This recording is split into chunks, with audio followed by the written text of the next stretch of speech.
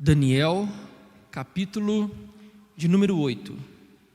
Daniel, capítulo de número 8.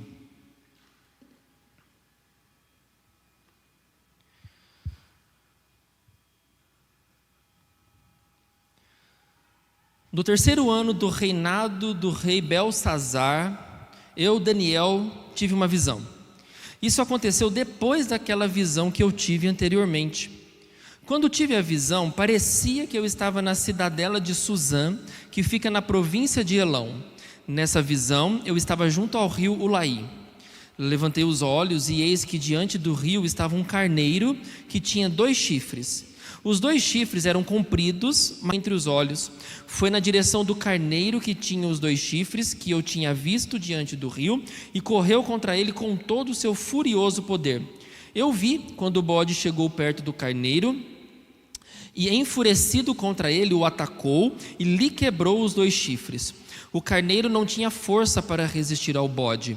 O bode jogou o carneiro no chão e o pisou com os pés, e não houve quem pudesse livrar o carneiro do poder do bode.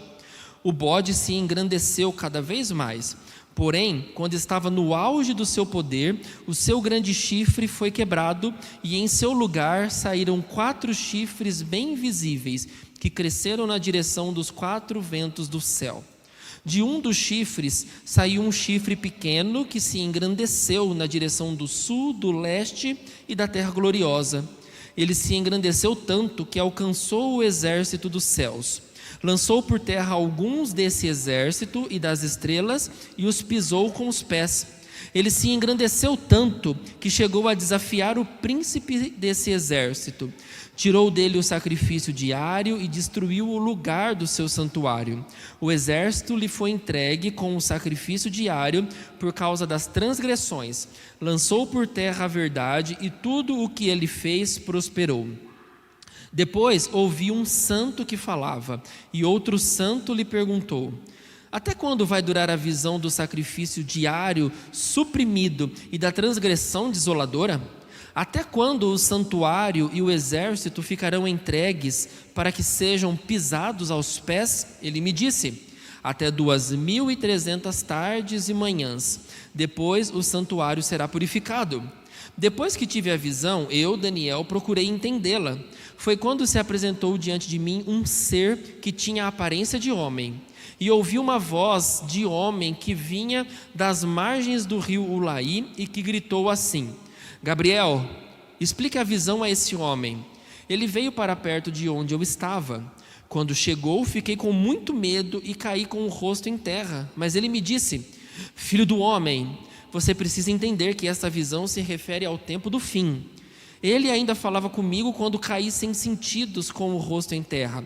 Ele, porém, me tocou, me pôs em pé e disse: eis que vou lhe contar o que há de acontecer no último tempo da ira, porque esta visão se refere ao tempo determinado do fim.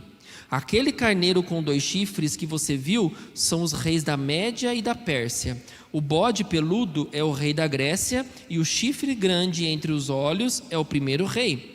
O fato de o chifre ter sido quebrado, levantando-se 4 chifres em lugar dele, significa que 4 reinos se levantarão deste povo, mas não com força igual a que ele tinha.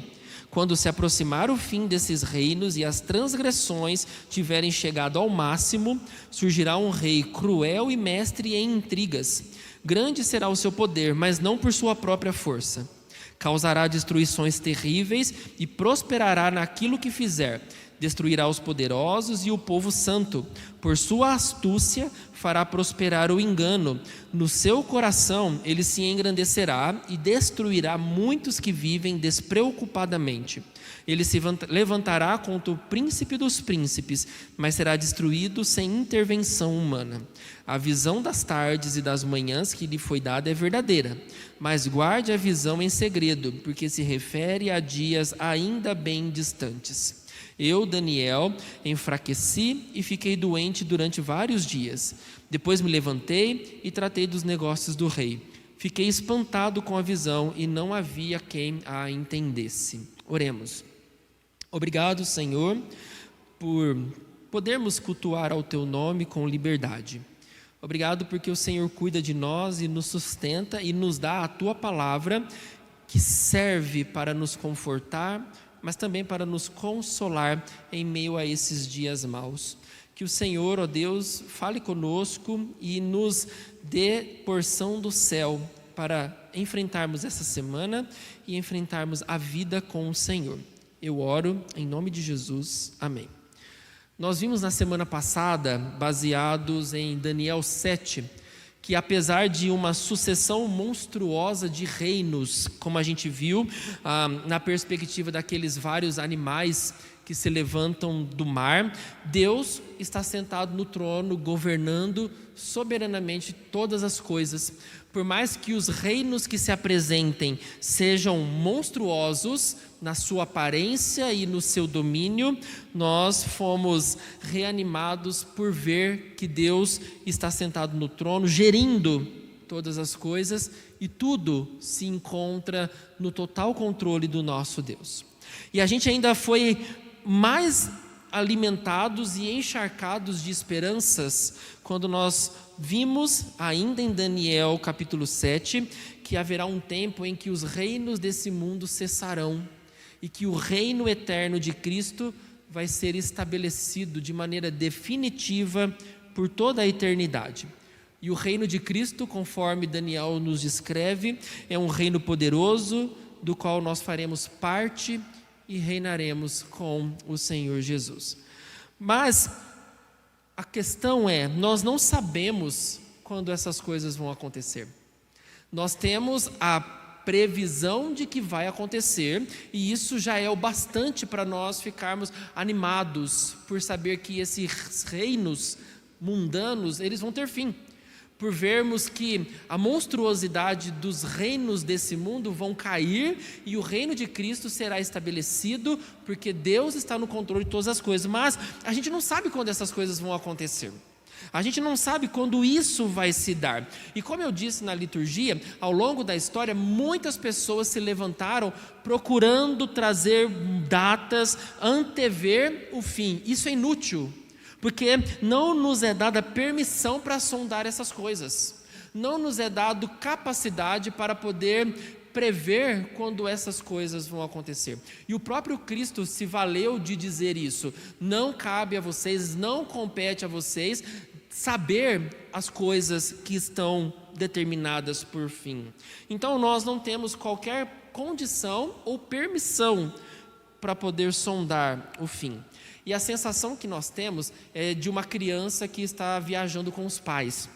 A cada quilômetro rodado, a pergunta que a criança faz é: já chegou? Provavelmente você já fez isso quando era criança, ou seus filhos fazem quando viajam com você. E a gente, para poder se livrar desses questionamentos, a nossa resposta sempre é: já já, daqui a pouco a gente está chegando. Mas já percebeu que isso não é sincero? Porque você sabe que ainda falta 500 quilômetros para chegar. Então não é já já nós vamos chegar. A resposta mais adequada e sincera era: ainda não chegamos, falta muito. Aguenta mais um pouco, porque daqui a pouco nós vamos chegar no nosso destino final. Essa é a resposta mais sincera que nós podemos dar a isso. E essa é uma resposta sincera que nós também damos quando queremos saber quando Cristo vai voltar. Nós não sabemos. Se eu disser: calma, que já está chegando, eu posso estar mentindo para você. Então a resposta mais sensata é: ainda não chegamos, estamos para chegar. Então, espera um pouquinho, logo nós chegaremos no nosso destino final. E Daniel 8, então, vem para nos ajudar a lidar com essa situação do tipo: como manter a fé viva e persistir em obediência a Deus em um mundo que nos pressiona e persegue e não conseguimos ver que o fim de tudo isso está próximo?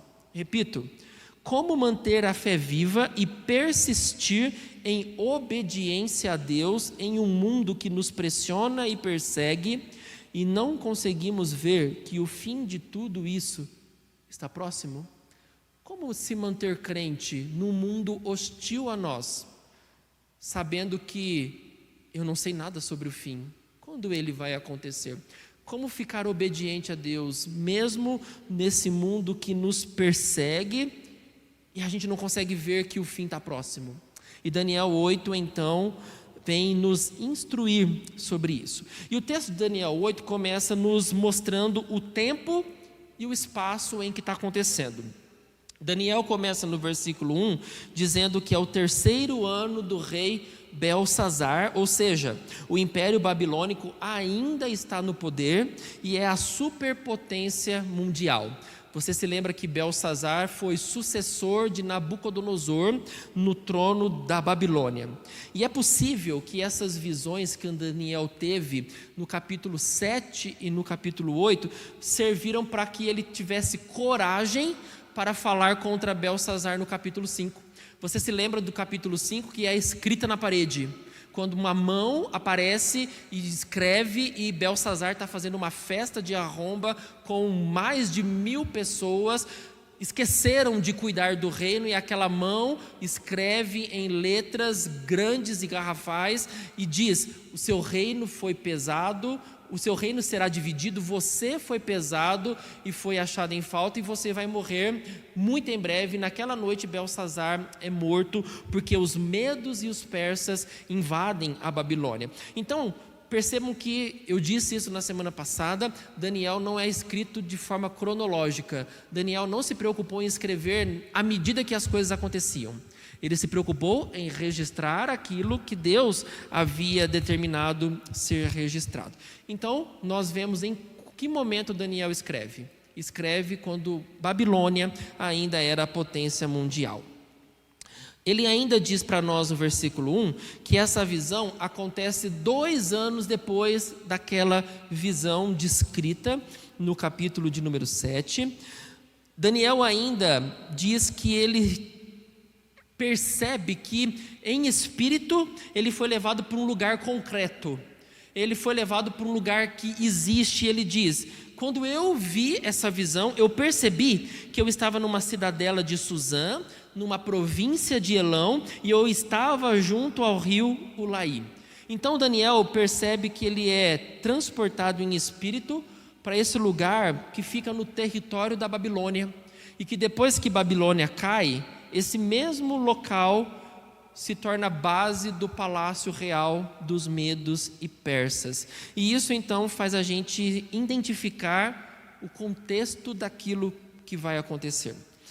E então a visão é para o tempo determinado do fim e se refere a dias ainda distantes, de acordo com os versículos 19 e 26. Não é algo que vai acontecer de imediato. Deus está dizendo para Daniel: guarde essa visão em segredo, porque não vai acontecer amanhã e nem depois de amanhã. Serão coisas que vocês vão experimentar no tempo do fim e é ainda bem distante. Então, em outras palavras, Daniel vê o futuro daquilo que Deus vai fazer com o seu povo e com os reinos dessa terra. E então, depois de mostrar o momento no tempo e no espaço, Daniel tem a visão de carneiros, de um carneiro e de um bode, versículos 3 a 8. A gente leu o texto e viu que um carneiro se levanta, ele tem 2 chifres bastante compridos e ele começa a dar chifradas para todos os lados, e ninguém era capaz de deter esse animal. E enquanto Daniel ainda tentava entender essas coisas, aparece um bode correndo muito rápido, porque a ideia de sem tocar o chão é como se ele viesse numa velocidade muito grande, e ele vem contra esse carneiro, derruba os seus chifres, ataca, pisa, destrói, e aí então esse bode assume a proeminência. E Daniel, ao ver isso, ele procura explicações, e explicação sobre a visão é dada nos versículos 16 a 22, quando nós temos o que significa esse bode e esse carneiro. Mas é interessante perceber que Daniel, diante da visão, ele fica com temor. e ele cai prostrado diante daquele que fala, fica prostrado diante da visão, porque ele não entende, ele perde os sentidos, até que é tocado por Gabriel e colocado de pé. É interessante nós vermos isso, porque nós estamos diante de um Daniel enfraquecido. Não se parece em nada com aquele Daniel do capítulo 1 ao 6. Aquele Daniel vigoroso do capítulo 1, aquele jovem que não se contamina com as finas iguarias do rei, não se parece com aquele Daniel que vai para a cova do leão e ali ele confia no Senhor e é fortalecido pelo Senhor. A fé de Daniel é vibrante, mas agora, nos capítulos que se seguem, desde o capítulo 7, nós estamos diante de um Daniel extremamente temeroso diante do que ele está vendo, e isso nos ensina que ter medo, temor e fraqueza atinge até mesmo pessoas que são tidas para nós como grandiosas. Não é defeito de alguns ter medo, temor e fraqueza, mas faz parte de nós. E até mesmo grandes homens da história sentiram-se enfraquecido, e Daniel mostra-se assim, humano, exatamente como eu e você somos. A interpretação desses dois animais, de acordo com os versículos 16 a 22, é que o carneiro com 2 chifres representam os reis da Média e da Pérsia. Você sabe que Média e Pérsia foram reinos que invadiram Babilônia e conquistaram Babilônia. Você vai achar isso lá no finalzinho do capítulo de número 5, quando um homem chamado Dario invade e conquista a Babilônia. O chifre mais comprido desse animal é o rei persa, que se tornou mais poderoso que o rei da Média. Esse poderio dele se estendeu. Se você ler o texto, percebe que ele fala que esse carneiro ficava dando chifradas para o oeste, para o norte, para o sul, mostrando que na sua força, no oeste ele conquistou Babilônia, Síria e Ásia Menor, no norte ele conquistou a Armênia e no sul ele conquistou o Egito e a Etiópia. Só que o problema é que todo esse poder faz o coração dele ficar engrandecido. E de acordo com Provérbios 16, 18, antes da ruína vem a soberba, e o espírito orgulhoso precede a queda. Então, o que faz esse carneiro cair? A sua arrogância, a sua soberba. Ele se sentiu grande, se engrandeceu entre os olhos desse bode, nada mais é do que Alexandre o Grande. A história fala que ele foi um grande conquistador e teve um império que desbancou os medos e os persas do seu poderio. Alexandre é o chifre que aparece entre os olhos do bode, porque ele é um poderoso conquistador. A história diz que em 13 anos, Alexandre conquistou boa parte do mundo conhecido, e ele tinha somente 33 anos. Então já conseguimos entender quem é esse bode poderoso que aparece.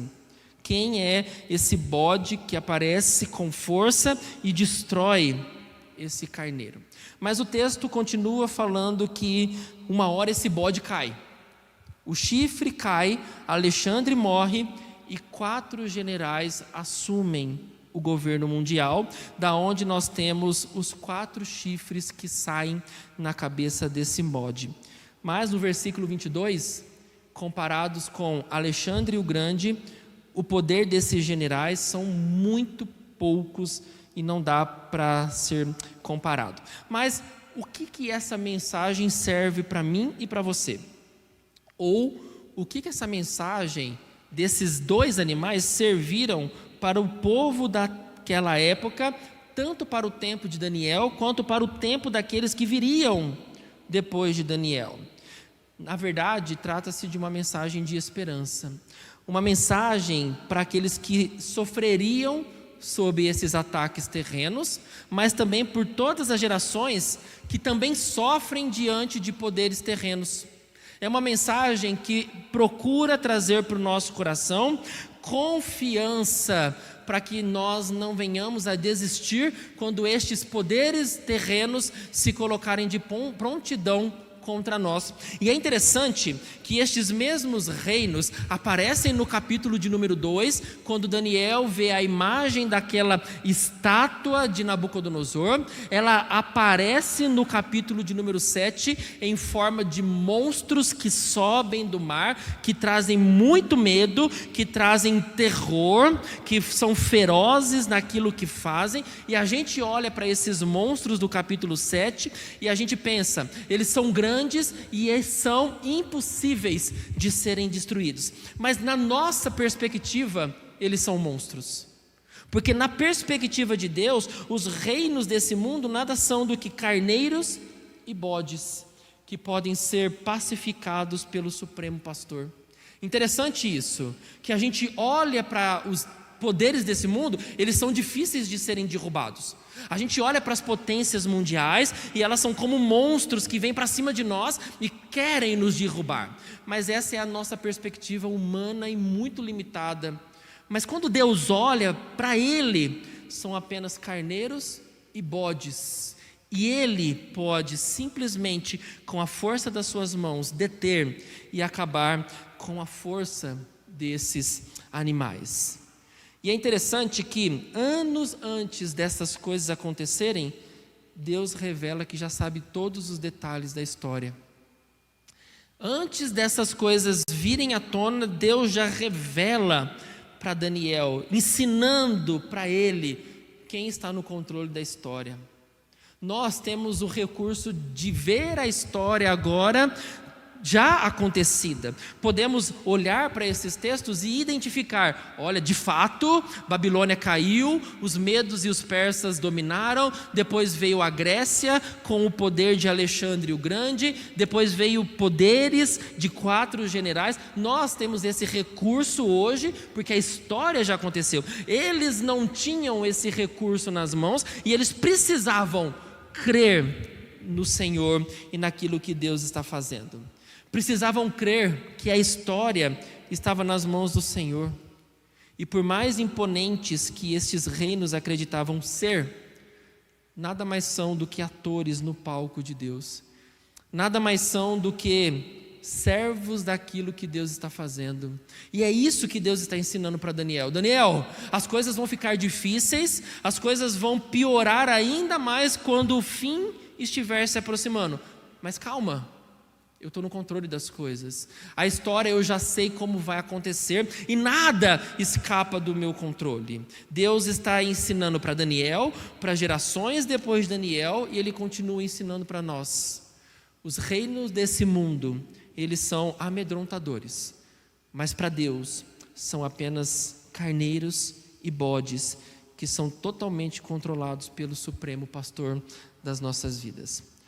Mas é importante nós pensarmos que há muitos monstros que nós temos que lidar, que não são reinos, que não são soberanias, mas monstros que nos tiram o sono e que querem dominar a nossa vida. Por exemplo, pandemia, doença, morte, o desemprego, dinheiro, relacionamentos.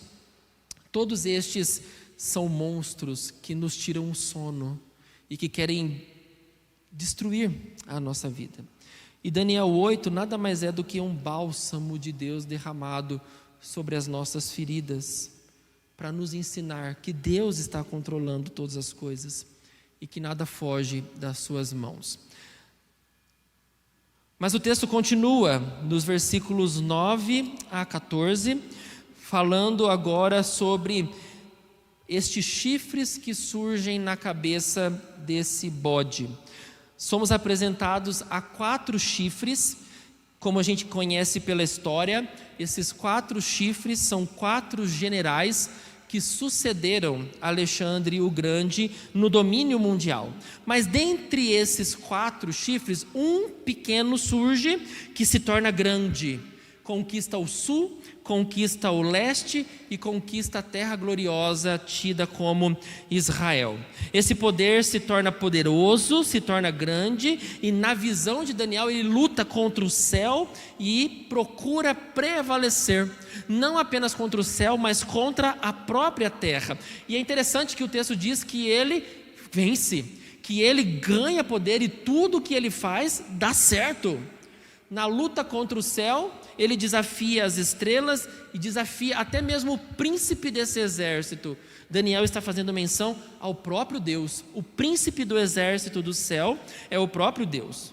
Na terra, ele retira os sacrifícios diários, ele destrói o santuário, lança a verdade por terra e tudo que ele faz prospera. Nós também conseguimos identificar na história quem é esse chifre pequeno.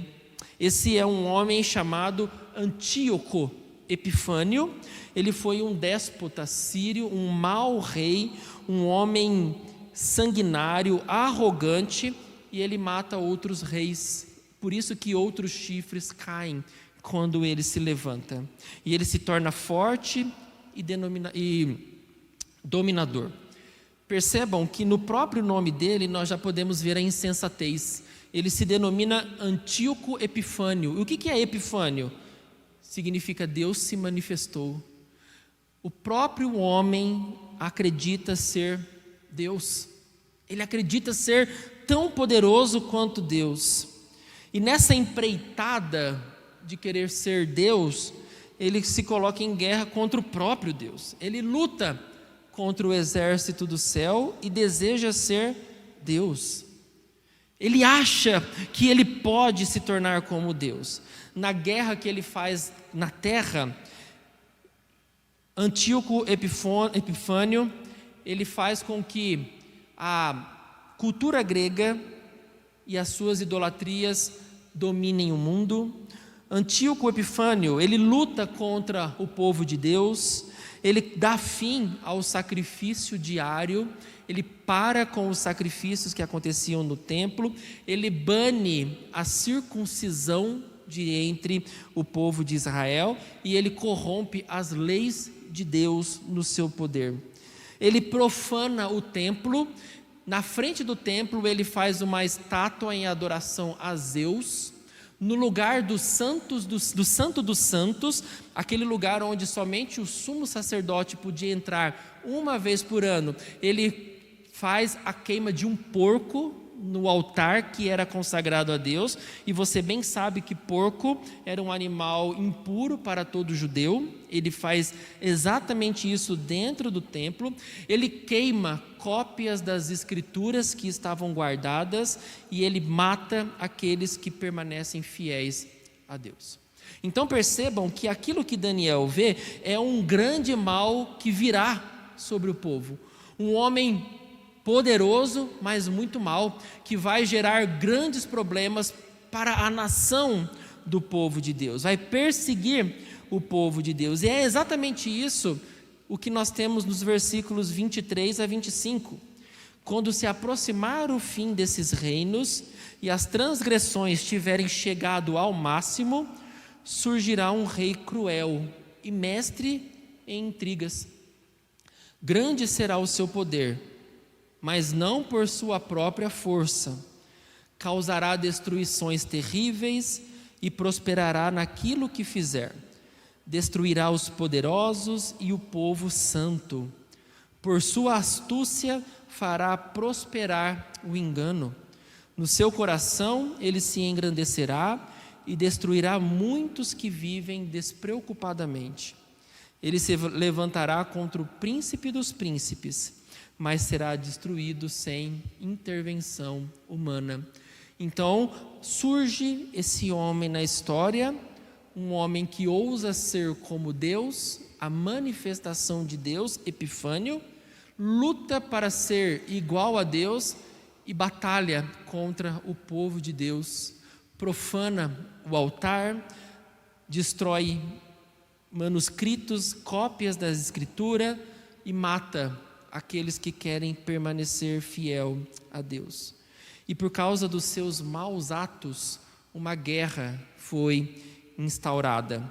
Judeus fiéis que não aceitavam o que estava acontecendo, lutam contra o poder do rei. E essa guerra é conhecida como a Guerra dos Macabeus. Depois de um longo tempo de batalha, os judeus vencem. E o templo novamente é purificado. A história diz que Antíoco Epifânio morreu de morte horrível. Então a gente vê que Deus está mostrando para Daniel o que vai acontecer com detalhes, mostrando quem está no controle da história. Daniel não entende nada do que está acontecendo. Percebam que no versículo 27, depois de ouvir tudo isso, Daniel simplesmente diz: eu enfraqueci e fiquei doente. Até nós, diante de uma visão dessa, onde essas imagens surgem, onde a gente não entende nada, nós não conseguimos compreender o que está acontecendo, como a gente vai ficar? A gente vai ficar exatamente como Daniel, vamos nos enfraquecer, vamos ficar doentes, vamos desmaiar, porque essas coisas parecem não fazer sentido, essas coisas parecem que não vão acontecer, mas Deus está dizendo, vai acontecer, e eu sei porque eu é quem escrevi todas essas coisas. Deus já mostra o seu poder soberano sobre toda a história, mas nós aprendemos diante disso que nós estamos em guerra, e nós não podemos folgar diante disso, e nem podemos fugir, fingindo que essa guerra não é nossa. Pelo contrário, temos que entender que os poderes desse mundo são contra Deus. Esses poderes se levantam para ser contra Deus e contra o povo de Deus. Então, se eu e você estamos do lado de Cristo, essa guerra é nossa.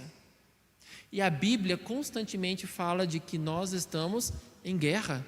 O próprio apóstolo Paulo fala para nós lá no Efésios 5, 6, coloquem a roupa de guerra. Coloquem roupas de guerra, porque nós estamos nessa batalha.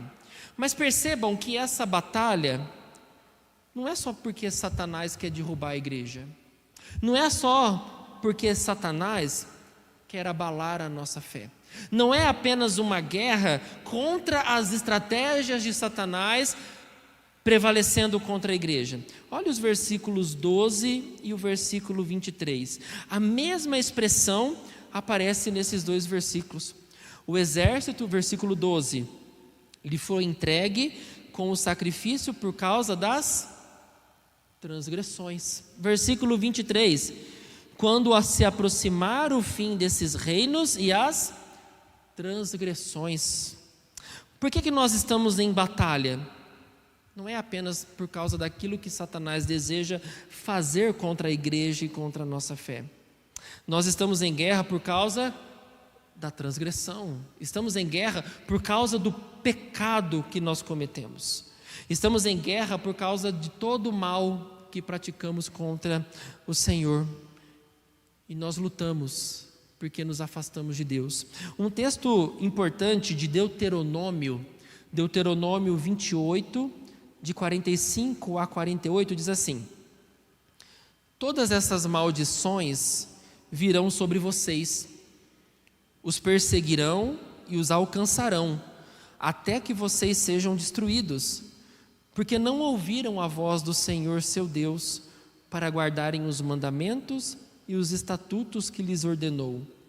Serão no meio de vocês por sinal e por maravilha, bem como entre os seus descendentes para sempre.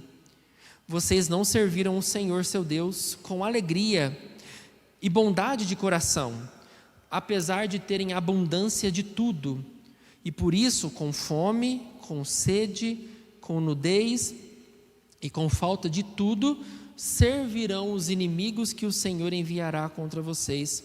Sobre o pescoço de vocês porá um jugo de ferro, até que os tenha destruído. Olha o que Moisés já havia escrito, nos alertando: porque vocês não serviram ao Senhor, porque vocês não obedeceram aos seus mandamentos, porque vocês se desviaram do Senhor, vocês vão servir a um outro povo, e esse povo vai pisar no pescoço de vocês.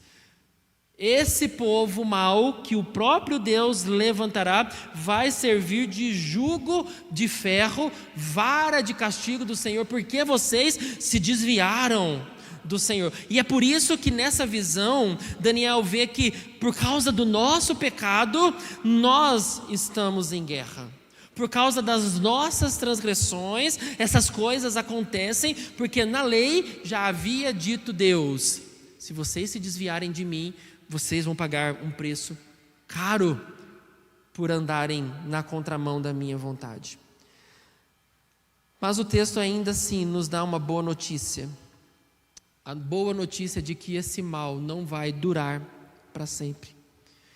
Por mais que pareça não ter fim, e a gente se sinta enfraquecido pela guerra, nós sabemos que um dia essas coisas vão ter o seu fim. Versículo 13 e 14 diz: depois ouvi um santo que falava, e outro santo lhe perguntou: até quando vai durar a visão do sacrifício diário suprimido e da transgressão desoladora?